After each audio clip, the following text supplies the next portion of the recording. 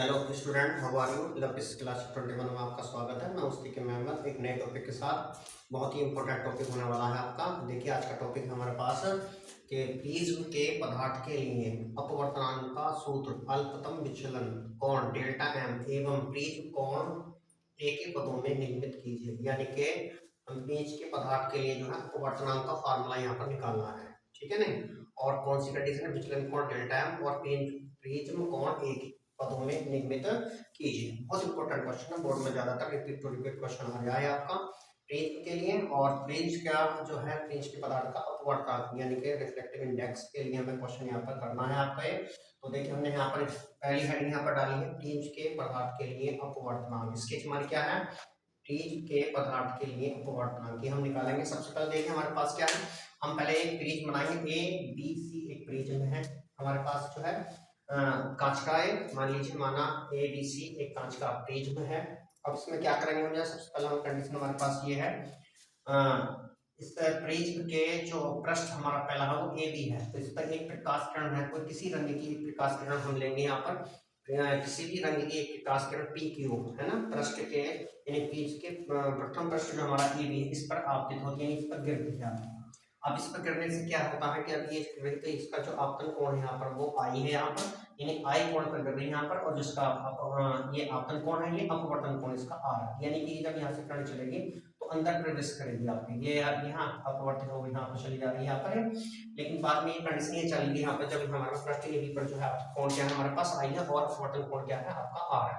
Prakash Kiran A B जो पृष्ठ A B पर जो है हमारे पास एबी पर जो है आपन कोण आई लेंगे हम, इस कारण एबी पृष्ठ पर विलंबत एन क्यू ई की ओर, एन क्यू ई ये इसकी ओर झुकी हुई है ना, सीधी चलेगी आपके यहाँ पर जो है ना एन क्यू ई की, यानी एन क्यू ई ये हमारे पास है। देखिए एन क्यू ई ये है, ये अविलंब की ओर झुकती हुई अविलंब है हमारे पास, ये एन क्यू की ओर झुकती हुई क्यू आर दिशा में, यहाँ से ये क्यू आर दिशा हमारे पास ये है, क्यू आर इस दिशा में जा रही है आपकी, क्यू आर दिशा में हम जो है चली जाएगी में आप अपवर्तित हो जाती है, क्यू आर दिशा में अपवर्तित होगी। उसके बाद क्या है यहाँ पर जो क्यू आर में अपवर्तित हो रही है हमारे पास कंडीशन आपतन किरण क्यू आर पृष्ठ एसी पर है ना, पृष्ठ एसी ये वाला पेज का जो पहला पृष्ठ हमारा पहला था ए बी पृष्ठ आपका, इस पर गिरी थी आर से अपवर्तन के बाद क्यू आर दिशा में चलिए आगे को, तो पृष्ठ ए एसी पर गिरी आप ए सी पृष्ठ आपका ये, जब इस पे जाती है यहाँ पर क्यू आर दिशा में जाएगी पृष्ठ एसी की ओर में क्या होगा, ये अपवर्तित होकर जो है वायु में है ना, वायु में बाहर की ओर निकलेगी, वायु में एस आर दिशा में नीचे की ओर आ गई, यहाँ पर एस आर दिशा में नीचे वायु में बाहर की ओर निकल जाती है।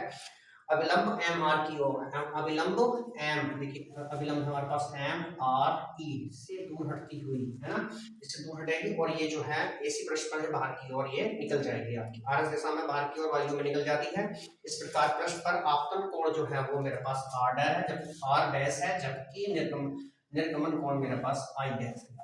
ये अपवर्तन कोण है आर डैश आपका, और यह है निर्गमन कोण आई डैश आपका। यहाँ पर ये दो कोण हमारे पास हुए हैं आर डैश और आई डैश। यहाँ आपतन कोण है आई कोण पर ये आपकी हो रही थी, यहाँ पर ये आगे अपवर्तित होकर आगे चली और इसके बाद ये बाहर वायु में निकल गई, यानी कि एम आर ई से दूर हटती हुई है ना वायु में चली जाएगी। अब क्या होगा जब यहाँ पर कंडीशन आ जाती है इस प्रकार पेज में, जो इस प्रकार जो है प्रकाश का जो मार्ग होगा वो पी क्यू आर एस है, यानी कि जो प्रकाश हमारे पास प्रकाश कण का जो मार्ग होगा वो होगा पी क्यू आर एस, ये हमारे पास प्रकाश कण का मार्ग है आपके पास में का मार्ग होगा। अब इसमें क्या होगा देखिए, प्रकाश किरण की जो आर एस को पीछे, आर एस को हम पीछे की तरफ, और जबकि पी क्यू को आगे बढ़ने पर बिंदु डी पर मिलते हैं, बिंदु डी पर मिलने के बाद हमने क्या करा आर एस को पीछे बढ़ाया और जबकि पी क्यू आर को आगे बढ़ाया, तो ये बिंदु डी पर मिल जाती है। और इन दोनों यानी कि क्यू डी और डी आर के दोनों के मिलने से जो कोण बनता है वो मेरा विचलन कोण डेल्टा है हमारे पास, क्या है विचलन कोण डेल्टा है। अब इसमें जब डेल्टा हमारा विचलन कोण डेल्टा हो गया, इन दोनों कोणों के बीच बना कोण जो होता है वो विचलन कोण कहलाता है। अब त्रिभुज हमारे पास है क्यू डी आर, तो इसमें है त्रिभुज क्यू डी आर में, देखिए सबसे पहला हमारे पास त्रिभुज है क्यू डी आर, ये क्यू डी आर, ये वाला त्रिभुज हमारे पास क्यू डी आर, ये हमारे पास क्यू डी आर त्रिभुज हमारे पास। इसमें क्या करेंगे त्रिभुज के में कोण एस जो है कोण हमारे पास जो डेल्टा है मुझे क्यूडी और डीआर के बीच बना बहिष्कोण है, ये क्या हमारे पास ये इन दोनों ये क्यूडी और क्यूआर से बना जो कोण है ये बाहर त्रिभुज पर वो बहिष्कोण है, क्या हमारे पास है बाइस कोण है, इसलिए डेल्टा जो होगा यहाँ पर डेल्टा बराबर कोण। अब जब ये बाइस कोण तो अन्य कोण के योग के बराबर होगा। हमारे पास जो कोण होंगे हमारे पास डी क्यू आर कोण डी क्यू आर प्लस कोण डी क्यू आर की बात करें डी क्यू आर ये कोण उसके डी आर क्यू। अब इसका उल्टा कर देंगे हम यहाँ पर, यानी जैसा डी क्यू आर लिया हमने उसके बाद हमने डी आर क्यू लेंगे हम कोण डी आर क्यू। ये दो कोण होंगे हमारे पास यहाँ पर, एक तो है डी क्यू आर और एक है डी आर क्यू। ये कोण ये दोनों कोण हो गया हमारे पास। अब ये जो कोण निकलेंगे यहाँ पर तो इन दोनों कोणों के अंतरों के बराबर, जैसे मेरा आई है आई में से आर घटेगा आर डैश में से आई डैश में से आर डैश घटेगा। इस तरह से हम यहाँ पर कोण को हम यहाँ पर निकाल लेंगे। तो ये हो जाएगा हमारे पास आई माइनस आई डैश प्लस ये हो जाएगा आर माइनस आर डैश। इसे ऐसा बना लेंगे हम। तो ये कंडीशन हमारे पास हो जाएगी आर माइनस आर, ये हो जाएगा are I minus I dash और ये हो जाएगा सॉरी हमने इसमें ये ऐसा तरह से करेंगे। तो एक मिनट यहाँ जब निकालेंगे यहाँ से डी क्यू आर प्लस कोण डी आर क्यू है हमारे पास, जब हम इसे निकालेंगे यहाँ पर तो ये हो जाएगा आई माइनस आर, यानी कि आई माइनस आर है ना, आई माइनस आर प्लस ये हो जाएगा जैसे मैंने आई में से इसको घटाया ऐसे यहाँ पर जो R dash minus I dash हो तो आई डैश माइनस क्या हो जाएगा I dash minus R dash हो जाएगा। यो I dash minus R dash ये मेरे पास। अब इसको लिखेंगे यहाँ पर दोनों प्लस में यहाँ पर तो ये हो जाएगा आई प्लस आई डैश और माइनस कर जाएगा आर प्लस आर डैश। तो ये हो जाएगा I plus I dash bracket one minus ये हो जाएगा आर प्लस आर डैश। ये इक्वेशन मेरे फर्स्ट बन जाएगी। ये डेल्टा बराबर हमारे पास डेल्टा इक्वल टू क्या हो गया I plus I dash minus R plus R. ये इक्वेशन नंबर फर्स्ट बनी हमें। अब चतुर्भुज है मेरे पास ए क्यू आर। चतुर्भुज क्या है ए क्यू ई आर, ये चतुर्भुज है ए क्यू ई आर, ये चतुर्भुज बना। अब चतुर्भुज के दोनों कोण योग होता है 180 होता है यहाँ पर। चतुर्भुज ए क्यू ई आर, चतुर्भुज ए क्यू आर में कोण जो हमारे पास ए क्यू ई कोण ए क्यू में चतुर्भुज है हमारे पास है चतुर्भुज लिख देता हूँ यहाँ पर। चतुर्भुज ए क्यू आर में कोण हमारा क्या होगा कोण ए क्यू ई, कोण ए क्यू ई हमारे पास जो होगा हमारे पास कोण ए क्यू ई है ना, और हमारे पास कोण हमारे पास ए क्यू ई हो गया ए आर ई। हम यहाँ लिख सकते हैं ए आर ई है ना, तथा कोण ए आर ई यानी कि पहला कोण था ए क्यू ई और ये है ए आर ई। ये दोनों कोण जो होंगे वो समकोण होंगे हमारे, कैसे होंगे समकोण होंगे। दोनों कैसे होंगे समकोण है। क्या है आपके समकोण है मेरे पास। यानी चतुर्भुज ए क्यू आर में कोण ए क्यू ई तथा कोण ए आर ई क्या हमारे पास समकोण है दोनों हमारे पास यहाँ पर। ठीक है, तो अर्थात हम लिख सकते हैं इसमें क्या हुआ था कोण ए तथा कोण ई का योग जो होगा 180 होगा। इसका मतलब हुआ कि कोण ए व कोण ई, कोण ए व कोण ई का मान जो होगा वो 180 अंश होगा। ये हमारे पास है कंडीशन। यानी इसका मतलब ये हुआ जब समकोण होंगे तो कोण ए वेक्टर हम लिख सकते हैं यहाँ पर अतः करके इस तरह से अतः कोण ए व कोण ई का मान जो होगा वो 180 अंश के बराबर होगा। अब हम प्लॉट लिख सकते हैं ए प्लस ई बराबर हो जाएगा 180 डिग्री। इक्वेशन हो जाएगी 2।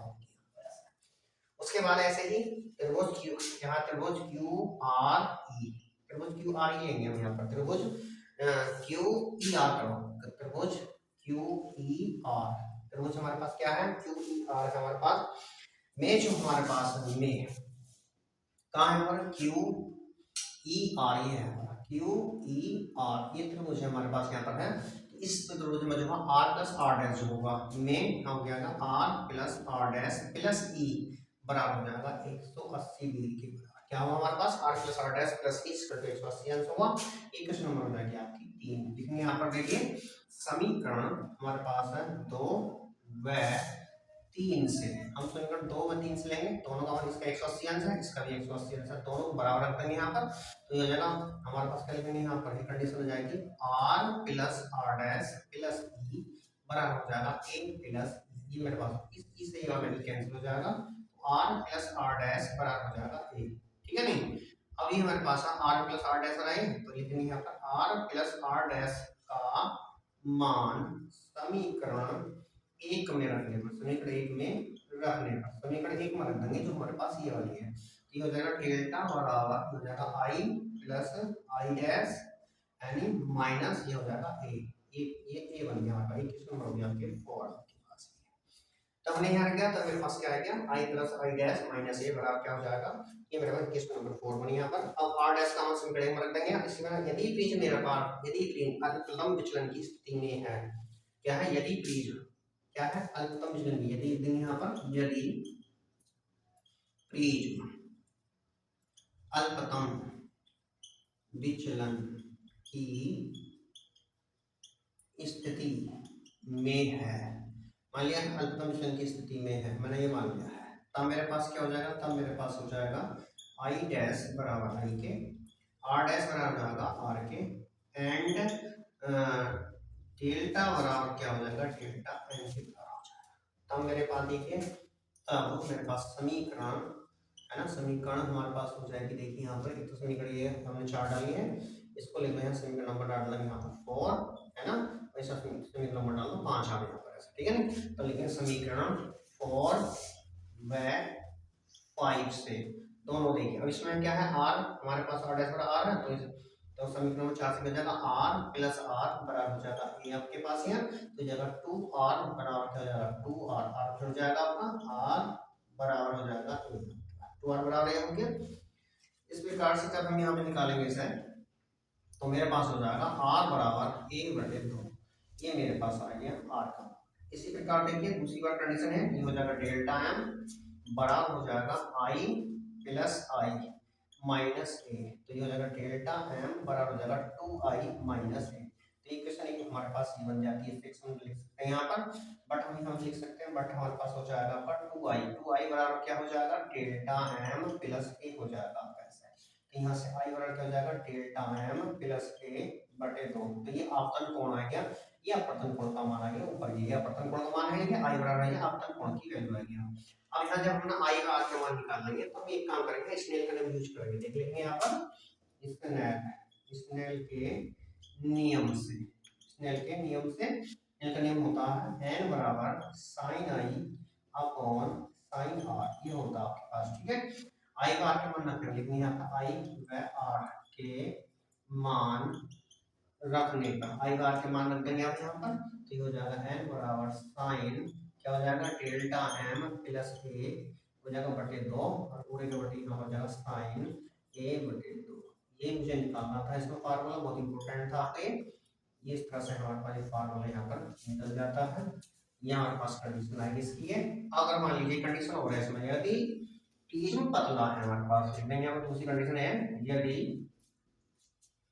यदि क्या है, यदि प्रिज्म पतला है, तब मेरे पास क्या होगा, पतला है, तब मेरे पास होगा यहाँ पर साइन डेल्टा m प्लस ए बटे 2 बराबर हो जाएगा डेल्टा m प्लस ए बटे 2 हमारे पास, एंड मेरे पास होगा साइन ए बटे 2 बराबर हो जाएगा a बाई 2, तब मेरे पास क्या हो जाएगा, तब मेरे पास n बराबर हो जाएगा डेल्टा m प्लस ए बटे 2 बटे a बटे 2, इस दो से अलग कैंसिल हो जाएगा, ये हो जाएगा n a, है ना।